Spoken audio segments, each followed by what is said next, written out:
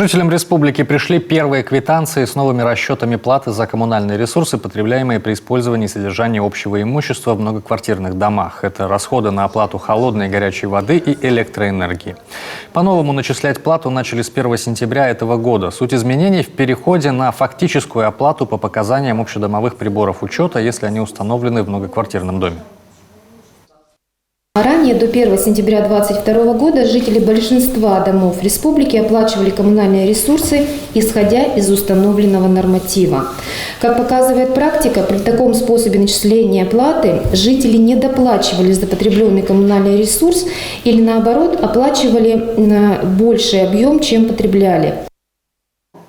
Собственникам помещения, а также управляющим компаниям теперь нужно серьезнее проводить энергосберегающие мероприятия в доме, препятствовать несанкционированному подключению к сетям электро- и водоснабжения, своевременно передавать показания и вовремя проводить текущие капитальные ремонты сетей. Благодаря всему этому, как считают эксперты, удастся снизить затраты на ЖКХ при содержании общего имущества. И еще одна новость для потребителей: тарифы на жилищно-коммунальные услуги не будут индексировать 1,5 года. При этом субсидии и меры соцподдержки планируется сохранить.